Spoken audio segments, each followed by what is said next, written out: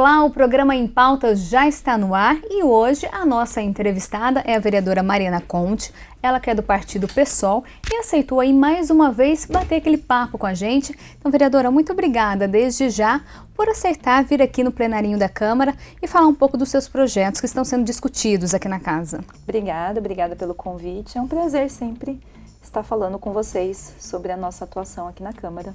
Vereadora, para a gente começar, esse segundo semestre está sendo bem intenso, né? Muitos trabalhos aí. Muito trabalho, a gente tem trazido temas importantes para a cidade de Campinas e a gente tem lidado com muitos problemas também, né? Afinal, a cidade tem muitos problemas, a população tem vivido com a desassistência, retirada de direitos, fechamento, restrições, e aí a gente tem que lidar com as sugestões, aquilo que eu acredito que é importante trazer, ou seja, melhorar, e por outro lado a gente tem que resistir para que a situação não piore.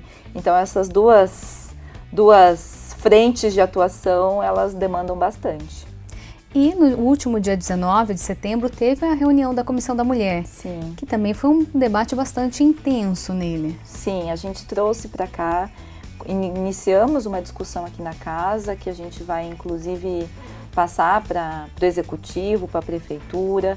Queremos dialogar com o Judiciário, com a Defensoria Pública, com a Vara Especializada, que é a necessidade de ter em Campinas um centro de responsabilização e reeducação do autor de violência, para que homens que, por algum motivo, né, dos mais variados possíveis, estejam cumprindo pena ligada à Lei Maria da Penha, que eles tenham esse centro onde eles vão passar por momentos de reflexão e para refletir a forma como eles se relacionam com as mulheres, a forma como eles se relacionam consigo mesmo, né? Onde que está a raiz dessa relação abusiva dentro do relacionamento, onde que está a raiz dessa relação de violência que se estabelece com as mulheres dentro de uma relação familiar, uma relação íntima. Isso é importante porque isso está previsto na Lei Maria da Penha. A Lei Maria da Penha é uma lei muito importante porque ela trata com o combate à violência, seja do ponto de vista de criminalizar a violência, mas também do ponto de vista de fazer a prevenção.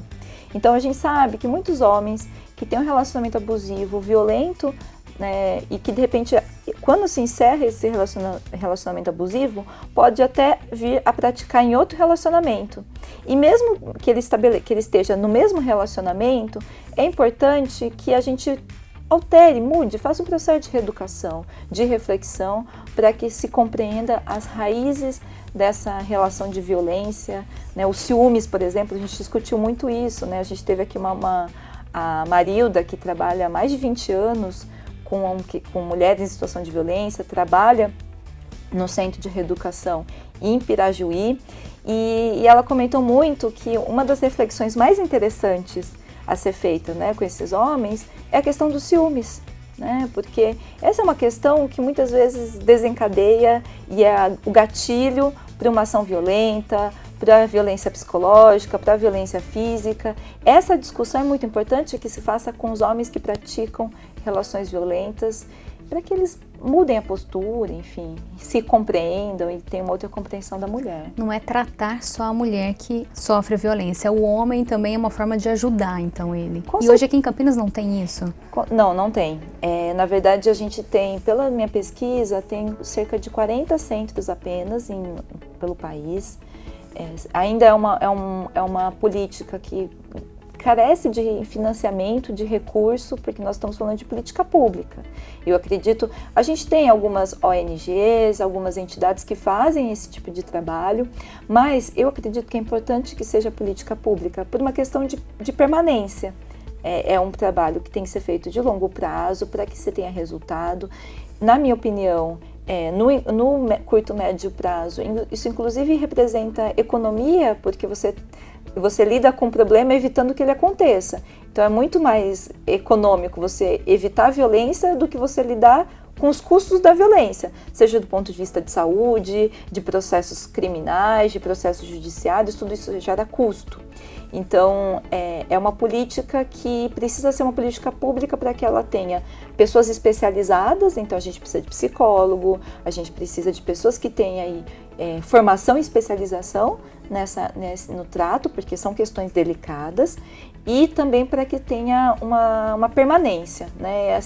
Essa questão, e por isso que a gente precisa, eu tenho batalhado por isso, para que a prefeitura crie aqui em Campinas um centro de responsabilização. O que de custo, o que a gente tem visto, centros dessa natureza precisaria de um espaço para funcionar e uma equipe de 5, 6 pessoas, o que não é nada absurdo do ponto de vista, cabe perfeitamente no orçamento, e o impacto disso é muito grande. Seja para os homens que cumprem, seja para aqueles que ouvem falar. Porque você imagina, né? Quer dizer, um homem, a gente sabe que essa coisa ela se multiplica. Então, se um homem está participando de um espaço desse, esse efeito, ele se multiplica. Ele comenta com os colegas, né? Seja enfim, né? A gente teria que estar sempre em processo de... Vai se espalhando. Vai se espalhando, exato. Uhum. Então, isso eu acredito que gera um efeito em cadeia. E a senhora aí que convive, né, com a população, sabe desses problemas aí das mulheres, percebe também que tem homem que quer ajuda? Com certeza. Na verdade, a gente não... Uma questão que a Marilda trouxe, ela fala assim, olha, a gente não trata com dó, não é uma questão de dó, a gente trata com respeito, porque eles agrediram. Então, há que diferenciar as coisas. Eles não estão ali, para ser numa situação, eles estão ali para serem responsabilizados, né? Não criminalizados, não estigmatizados. O estigma não ajuda. Então, criar rótulo, né? Colocar estampa não ajuda. Não é rótulo, não é estigma, mas eles estão ali para serem responsabilizados. E nesse processo de responsabilização é necessário que se trate com respeito. Então, é uma relação que, exatamente por esse grau de delicadeza, é importante que tenham pessoas com experiência, pessoas com preparo, com formação para isso, e por isso a necessidade de ter um programa. Então, nós não queremos apenas o investimento, a criação de um centro e a designação de funcionários. Acredito que a gente tem literatura sobre isso, tem experiências em outros locais sobre isso, então a gente precisa de um programa. É um programa de reeducação do autor de violência na cidade de Campinas. O tema foi debatido, né, na reunião da comissão, e agora, o que acontece, vereadora? Qual vai ser o próximo passo? O próximo passo é que a gente vai ter que começar a estabelecer um diálogo com as autoridades, com a prefeitura, que tem aí, digamos assim, o poder de decidir sobre a designação de funcionários para isso, com o judiciário. É importante porque esse programa, na minha opinião, e pelo que a gente vem conversado, da literatura, das experiências, ele só tende a dar certo na medida que você tem uma decisão judicial. Então, o homem não vai para lá por livre e espontânea vontade, não é um espaço de terapia, não é nada disso. Ele vai cumprir uma decisão judicial. Então, existe uma obrigatoriedade, na medida que ele está condenado pela Lei Maria da Penha, que judicialmente ele seja obrigado a cumprir esses encontros. Então, isso a gente vai ter que fazer um processo de articulação com o judiciário, fazer um processo de articulação com a Guarda Municipal, com a Polícia Militar, para que essas instituições em conjunto atuem no sentido de que os casos decorrentes da Lei Maria da Penha, você tem a notificação, então isso tudo precisa ser discutido com a Secretaria de Assistência, com o CEAMO, a gente criar um fluxo para que esses casos sejam notificados e venham para esse centro. Mas precisa criar o centro e precisa de designação de orçamento e de verba. Eu tenho discutido já desde do primeiro ano, desde 2017, a gente tem discutido a necessidade de destinação de orçamento para isso. Então, a casa ela aprecia o orçamento todo ano. Vou discutir isso novamente.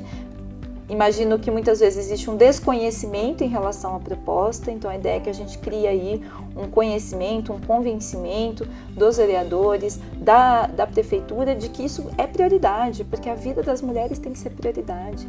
Nós estamos falando de violência doméstica que acontece muito, né, que está muito mais perto. Às vezes a gente fala que a violência doméstica está longe. Não, ela está muito mais perto. Acontece na nossa família, com as nossas amigas, às vezes com a gente mesma, né? É uma violência que ela acontece de forma silenciosa e que ela traz efeitos do ponto de vista psicológico, físico, e pode cair num feminicídio, que nós temos visto muitos casos de feminicídio na cidade. Então, eu acredito que a vida das mulheres tem que ser prioridade no orçamento.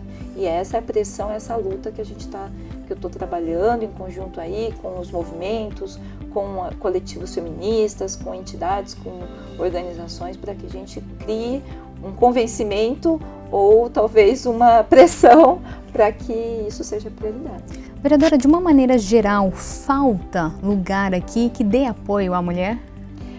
Sim, a gente tem alguns serviços na cidade que é importante ressaltar, porque são serviços que eles cumprem um papel. O CEAMO, o Centro de Referência e Apoio da Mulher, ele tem um serviço fundamental. Por quê? Porque o CEAMO, ele tem uma equipe com advogada, psicóloga, assistente social, que acolhe as mulheres, que orienta a mulher.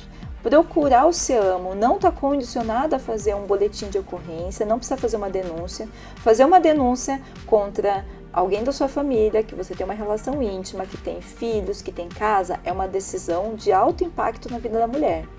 Para que a mulher tenha segurança de fazer essa denúncia, ela precisa estar orientada, acolhida e que ela saiba de tudo que existe de serviços à sua disposição. Então, o CEAMO é um serviço muito importante.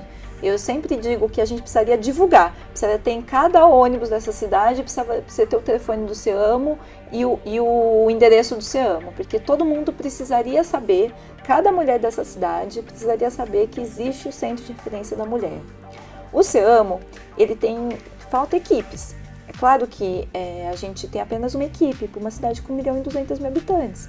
Então, a gente precisaria ter busca ativa, estar nos espaços, nos bairros. Com a equipe que tem, não é possível. Então, eu acredito que precisa ter mais investimento. Essa também seria mais uma luta aí da senhora? É uma luta. Eu tenho discutido isso em todo orçamento, toda a lei orçamentária. Eu discuto, apresento essa demanda da gente fazer mais investimento nessa rede. De novo, a prevenção, que no momento é custo, mas no futuro representa economia, porque você evita que a violência aconteça. A gente tem a Casa Abrigo com 15 vagas, então você imagina, uma cidade com 1.200.000 habitantes tem 15 vagas, contando vagas para mulher e seus filhos, que é uma Casa Abrigo, que é uma mulher em situação de risco, quando representa risco de vida, ela pode recorrer. Então, mas assim, são 15 vagas, então, ou seja, claro que as funcionárias são ótimas, elas dão um jeito, fazem das tripas coração para não nenhuma mulher que procure ficar sem, mas o fato é que só a gente dimensionar o tamanho da cidade, falta vaga. A gente tem as delegacias, inclusive a delegacia 24 horas aqui, muito embora o que as pessoas, o retorno que a gente tem de mulheres que procuram a delegacia é um ambiente de muita tensão, é um ambiente de muita tensão, os funcionários estão sob muita tensão, então não necessariamente é um ambiente mais acolhedor. Por isso que o CEAMO é importante, até para que fortalecer essa mulher, para que assim ela consiga ter forças e conseguir procurar a delegacia, fazer o boletim de ocorrência, se orientada sobre quais são os procedimentos. Então, tudo isso é importante. A senhora falou em ambiente acolhedor. Muitas mulheres têm filhos, né? Também precisa desse amparo às crianças, aos adolescentes que convivem com toda essa violência? Com certeza. Por isso que a gente também, a rede precisaria, existe uma articulação, mas essa articulação precisaria ser mais forte e a gente precisaria ter programas mais globais. Porque, veja, uma criança que está numa situação de violência, ou que sofre violência ou que convive. Normalmente, quando existe uma violência contra a mãe, essa violência vai recair sobre as crianças, certo? Sobre as crianças que convivem naquele espaço doméstico e familiar. Tem muitos casos que o Conselho Tutelar, por exemplo, observa, identifica esses casos de violência e a gente chegou até ter acolhimento em abrigo por conta de crianças que estão sofrendo violência, crianças que convivem com a violência doméstica. O abrigo é uma saída, mas é a última saída. na minha opinião, a melhor forma de lidar com isso seria como? Fortalecer aquela mulher. Muitas vezes eu acompanhei o caso de um acolhimento e de uma mulher que sofria violência doméstica e a decisão do acolhimento foi feita sem que tivesse esgotado e sem que aquela mulher soubesse. Fui conversei com ela não sabia da Lei Maria da Penha, ela não sabia da medida protetiva de afastamento do agressor do lar. Ela tinha medo, porque o que ela fala? Qual é a fala que essa mulher tem? O que eu faço? Eu vou para a rua com os meus filhos? O que eu faço, né? Eu compartilho a casa com ele. O que eu faço com os meus filhos? Vou para a rua? Não, mas ela tem o direito. A Lei Maria da Penha prevê medida protetiva de afastamento do agressor do lar. A gente tem uma série de recursos que seria possível ser utilizado. Então, você afasta a criança, você tira, então, aquela mulher está sofrendo violência, ela sofre uma nova violência ao tirar os filhos. Nesse caso, uma das filhas, ela estava em período de amamentação.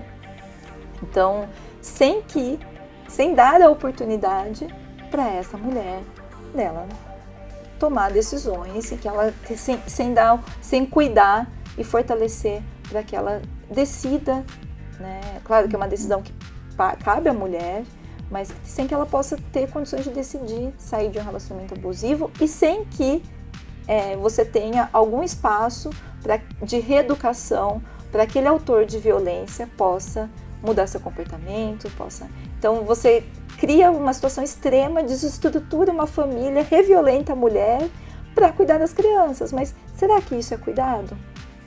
A melhor coisa para a criança não é ela estar dentro do ambiente, então você não teria que fazer um processo junto com a mãe, você não teria que, na minha opinião, o investimento teria que ser feito no sentido de fortalecimento daquela mulher, de orientação, enfim. Como a senhora disse, acaba sendo um trabalho coletivo, não vai envolver só uma área do setor público. Não, tem vários, né? Assistência, as forças policiais, o judiciário, são os programas educativos. A gente precisa ter propaganda sobre isso. A propaganda ela tem resultado educativo. Eu tive um caso, uma situação de uma mulher que me disse que ela sofreu 40 anos de violência doméstica e pelo fato das minhas falas, de a gente falar que violência contra a mulher é crime, ela parou de apanhar porque o marido se sentiu constrangido. Então, quer dizer, você tem aquilo que vira uma ocorrência policial, aquilo que chega, mas você tem uma gama de pessoas, na medida que isso se torna um debate, se torna uma política pública, a repercussão disso vai muito além do que aquilo que chega enquanto denúncia. Porque é importante dizer, a violência é crime, é direito das mulheres, viverem uma vida sem violência, e um agressor, um autor de violência, ele vai ter que ser responsabilizado, seja judicialmente, num caso limite até cumprir pena, mas ele vai ser responsabilizado de várias formas e de várias naturezas. A gente tem tido algumas ações, por exemplo, a OAB decidiu que os autores de violência não podem mais tirar carteira. Eu acho ótimo, porque você precisa de um processo de responsabilização. A mulher chega com o olho roxo no trabalho, o autor de violência, ele vai para o trabalho como se nada tivesse acontecido. A marca está na mulher, não está nele. Então, é necessário que você crie marcas de constrangimento, acho que é importante, sem estigmatização, mas marcas de constrangimento. Mas essas marcas só fazem sentido se a gente tiver um momento em que aquele homem possa repensar e possa mudar a sua conduta. Por isso a necessidade, porque senão a gente cai novamente, né? Você cria processos de segregação que não trazem, na minha opinião, não trazem contribuição para lidar com o problema da violência. Nesse assunto, a Comissão da Mulher vai continuar aí com foco total. Com foco total. O próximo passo é conversar com as autoridades, socializar com as autoridades. Enfim, a gente precisa criar estratégias disso para lidar com essa... Vamos batalhar para que Campinas, enfim, de forma atrasada, com atraso, tenha um centro de responsabilização e reeducação do autor de violência. Vereadora, mudando um pouco agora de assunto, indo para a área da educação. O EJA estão querendo fechar também lá na escola Professora Dulce Bento Nascimento. É uma escola no Guará, em Barão Geraldo. É importante esclarecer que o EJA, Educação de Jovens e Adultos, são pessoas que não tiveram possibilidade de cursar o ensino num período regular e já mais fora da faixa etária, eles procuram então esse programa. Esse programa ele tem uma série de especificidades e, em geral, são pessoas que trabalham, então, que têm filhos, que têm família, que trabalham. Então, é muito difícil conciliar o trabalho com a educação. Então, o EJA tem uma série, ele necessita de um olhar específico para que possibilite que essas pessoas façam curso, que elas procurem esse curso, que elas continuem cursando e que de fato você tenha um aproveitamento pedagógico de qualidade. Então, qual é a questão? A questão é a seguinte, houve uma decisão da Secretaria Municipal de Educação de fechar 2 salas de EJA na escola do Cibento, no Guará. A do Cibento é a única escola que fornece esse serviço em Barão Geraldo. E a gente sabe que a demanda existe, a justificativa da prefeitura é que você teria um processo de baixa procura. Mas a gente sabe que o EJA ele tem uma dinâmica que as pessoas podem pedir matrícula a qualquer momento do ano. Então, você tem, você tem setembro agora, se você quiser estudar, você pode pedir matrícula. E ele tem uma dinâmica própria, que é um processo ele é um ciclo. Começa o semestre, você começa o curso, ao longo do semestre vai diminuindo, mas no início do semestre retoma, porque é exatamente essa especificidade de pessoas que já têm de uma vida adulta, que já têm responsabilidades, que já têm trabalho, que já têm filhos, que já têm uma série de atividades no dia. De atividades e que dificulta, então, o curso.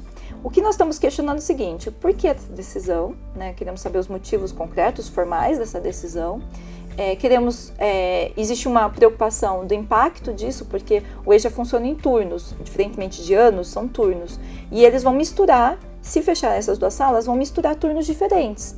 Isso cria uma dificuldade para o professor, para a equipe pedagógica, porque você vai ter que trabalhar diferentes conteúdos na mesma sala. Nós estamos questionando também quais foram as políticas para combater a evasão. Porque a primeira coisa que a gente tem quando a gente tem um processo de evasão é quando os alunos abandonam o curso. Primeiro, a gente precisa entender por que esses alunos estão abandonando o curso e, a partir da compreensão do porquê, você pensar políticas para facilitar, para evitar a evasão. Então, isso é uma coisa importante. Estou questionando para a prefeitura quais foram as políticas de combate à evasão que foram adotadas ou não foram adotadas, e manifestando a preocupação com relação a essa fusão de anos, porque, enfim, isso cria um problema. Significa, para ficar mais claro, seria colocar alunos do 7º ano e 8º ano juntos. Como é que você lida de forma pedagógica? Também é uma forma de desestimular o aluno, vendo que alguém está na frente dele, ele já está ali cansado depois da rotina. Sim, com certeza. Isso, ao dificultar o processo pedagógico, a criar problemas, isso na verdade é um incentivo à evasão, porque se você tem a qualidade do ensino, o EJA é um tipo de um curso que a pessoa precisa ter sentir que aquilo está fazendo efeito, está fazendo sentido, que ela está aprendendo, que ela está conseguindo acompanhar, porque qual é o estímulo, O estímulo é esse, e na medida que você cria essa decisão, impacta nesse, que é o principal estímulo para um aluno frequentar o EJA, é um convite à evasão. Então é muito preocupante. Teve reunião do conselho de escola, a comunidade se colocou contrária a essa decisão. Eu acompanho já há algum tempo, durante vários anos, a própria divulgação do curso do EJA, Quer dizer, quantas pessoas aí que talvez não foram alfabetizadas, que não tiveram acesso ao ensino regular, sabem que existe o EJA, foram estimuladas. A gente precisa fazer esse estímulo, A educação tem que ser para todos, não é só para criança ou adolescente. A pessoa mais velha também pode aprender. Isso é uma dívida, na verdade. Porque o fato, uma pessoa que não passou pelo ensino regular, teve motivo pelo qual não passou. Talvez um trabalho precoce, um trabalho infantil, talvez uma falta de uma distância, falta de dificuldade de acesso. São vários os motivos que levam uma pessoa a não passar por ensino regular. Então uma dívida da sociedade com aquela pessoa, porque alguma coisa aconteceu na vida dela que impediu que ela não fosse à escola. E aí a escola é obrigatório, né? E é importante que seja obrigatório. A obrigatoriedade do ensino da escola é a melhor política de combate ao trabalho infantil, por exemplo. Nós sabemos que uma das grandes questões que levam as crianças a não estudar é o trabalho infantil. Então, a gente, antes, né, dessa constatação da evasão e fechar a sala, na verdade é uma leitura um pouco, na minha opinião, torta, né? Porque você combate um problema reforçando o problema. Ou, a partir da justificativa do problema, você reforça o problema. Então não, você precisaria ter outras estratégias em conjunto com a comunidade se colocou contra essa decisão e a comunidade está empenhada em manter o EJA, né? Então eu acredito que esse é um tema fundamental que a gente vai estar tratando, lutando, discutindo com a Secretaria Municipal, enfim. A senhora já entrou em contato com o Executivo, com a Secretaria? A gente formalizou, encaminhou o requerimento, encaminhou a indicação, então... Porque eu acredito que é importante que essas coisas sejam formais, né? Que a gente formalize, porque, infelizmente, no momento de ajuste econômico, no momento em que você tem aí uma demanda generalizada, né, de corte, os cortes eles são sempre naquilo que impactam a vida das pessoas mais simples, né? Eu tenho discutido aqui, a prefeitura não corta os cargos comissionados, que a gente já denunciou, que já tem ação do Ministério Público por decisão judicial, condenação do prefeito por conta do cabidão de emprego. Isso isso não é objeto de corte. O que se corta é o EJA, é a sala do EJA, é um serviço de saúde, é sempre sobre os mais simples, e isso tudo precisa tornar muito claro, explícito e transparente para que a gente possa lidar com essa situação. Como a senhora disse, o EJA é um pedido da própria população, né? Eles não querem que acabe. Não, a comunidade escolar ali está na luta, engajada para continuidade do EJA. Eu tenho vizinhos que frequentam o EJA do Dulce Bento. Então, E a participação da população nesses momentos, pedindo também, cobrando, ajudando o Legislativo, é fundamental para que consiga depois colocar em prática? É fundamental. Na verdade, existe uma distância enorme entre aquilo que é a realidade e o que são os discursos e as políticas. Sempre digo isso porque, para mim, é muito claro, né? As políticas estão numa esfera e a realidade está na outra. E parece que tem um muro que separa a realidade das pessoas com os poderes legislativo e executivo. O nosso papel é quebrar esse muro. A gente precisa fazer com que as demandas, que a voz, que as necessidades, que aquilo que é real, com que as pessoas vivem no seu cotidiano, cheguem e pautem. Não é considerar, é pautar. Qual é a questão mais determinal? O que é mais importante? A função pública. O que é a função pública? É atender e garantir direitos da sociedade. Então é necessário a gente quebrar esse muro que separa a política, né, entendida aí, para mim política é decisão coletiva, mas a política, os espaços de decisão coletiva, de decisão da política, que isso chegue para a população, que a população tenha poder de decidir. É isso que nós queremos que a população decida de fato, não decidir de forma, né, talvez para fazer de conta, né, que muitas vezes a decisão é fazer de conta, né, não, que decida de fato. E para isso, para que tenha essa participação, seu gabinete, a senhora já disse aqui no programa anterior, está sempre de portas abertas para todo mundo. Sempre de portas abertas, a gente tem vários canais de comunicação, tem o WhatsApp, que a gente tem aí também feito, eu faço boletim eletrônico, né, que a gente informa todas as ações do nosso mandato, a gente informa pelo número do WhatsApp, tem o Facebook, tem o número do gabinete, então tá aí à disposição. Fica o convite para o pessoal de casa vir até aqui. Sim, com certeza, pode estar de portas abertas. E mais que isso, na verdade, eu tenho feito um trabalho que eu acredito que não é a população vir aqui, mas eu preciso ir até lá, né? A nossa equipe está, né? A gente participou de todas as manifestações de luta, estou sempre fazendo panfletagens, visitas, porque isso é importante A proximidade com as pessoas é importante porque a gente precisa ver o que as pessoas estão vivendo, qual que está sendo o cotidiano. Então, muitas vezes, muita gente me encontra aí na rua, me encontra pelos lugares, porque essa tem sido, às vezes, até mais fácil encontrar na rua do que aqui no gabinete. Então, porque eu acho que é assim que teria que ser o trabalho, né? Assim que eu acredito. E a parte mais gostosa, viu? A parte mais prazerosa do trabalho é estar na rua conversando com as pessoas. Essa é a parte mais interessante. Ah, que legal, vereadora. Então, eu queria, nosso tempo acabou. Passou rapidinho, né? Passa sempre muito rápido.